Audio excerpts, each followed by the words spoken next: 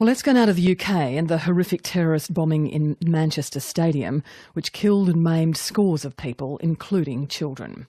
While some parents are still looking for their children, Britain's Prime Minister is warning citizens to be on alert for another attack.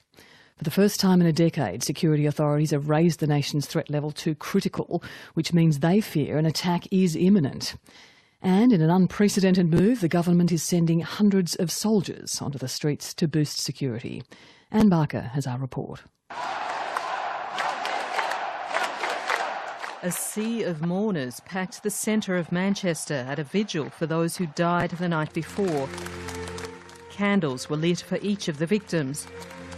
And before a moment's silence, community leaders, including Bishop David Walker, expressed defiance in the face of terror. We will pull through the events of last night because we will stand together to say that this city is greater than the forces that align itself against it. A local poet, Tony Walsh, translated the city's grief into verse. And they've covered the cobbles, but they'll never defeat all the dreamers and schemers who still teem through these streets, because this is a place that has been through some hard times. Oppressions, recessions, depressions and dark times, but we keep fighting back. Manchester is one of the world's most culturally diverse cities, and Mancunians from seemingly every race and religion have been left shocked and numbed at Monday night's bombing at the Manchester Arena. I don't think it's really sunk in. Shocked. It's very close to home. But I've come here today to show my support because Manchester stands together and we stand strong and nothing's going to stop that. British police say their investigation into Monday's bombing is moving fast.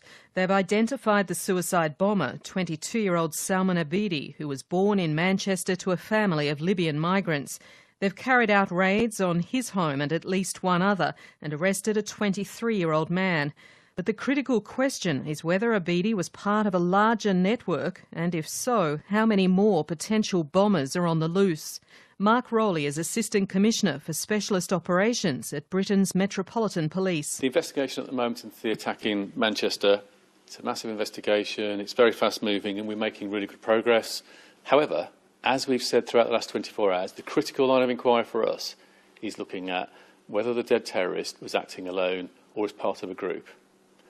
Here we are 24 hours in, we still have some critical lines of inquiry that we're urgently chasing down, but that leaves a degree of uncertainty which has led JTAC, the Joint Terrorism Analysis Centre, to independently judge that the threat level needs to be raised to critical, meaning a further attack may be imminent. And that's now a very real prospect, with so many major events scheduled in Britain in coming weeks, among them the FA Cup final at London's Wembley Stadium, the famous Derby horse racing at Epsom, and next month's Glastonbury Music Festival.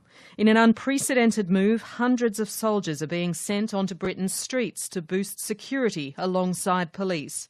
The Prime Minister, Theresa May, has hosted another emergency meeting with her Cabinet Security Committee. I do not want the public to feel unduly alarmed. We will take every measure available to us and provide every additional resource we can to the police and the security services.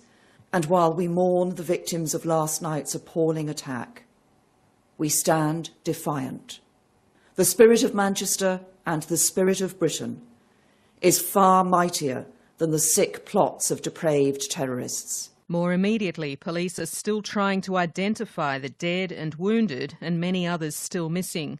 Charlotte Campbell's daughter Olivia is one of several people who didn't come home after Monday night's concert. Please, just somebody get hold of her. I'm worried sick. We've not slept. We've got a family out looking for her. Please, please, somebody must have seen her at some point. Just let me know you've seen her. Let the police know. Let anybody know you've seen her, please. The Islamic State group has claimed responsibility for the attack, according to a statement the group posted on Telegram. But authorities are still treating the claim with scepticism. Anne Barker reporting.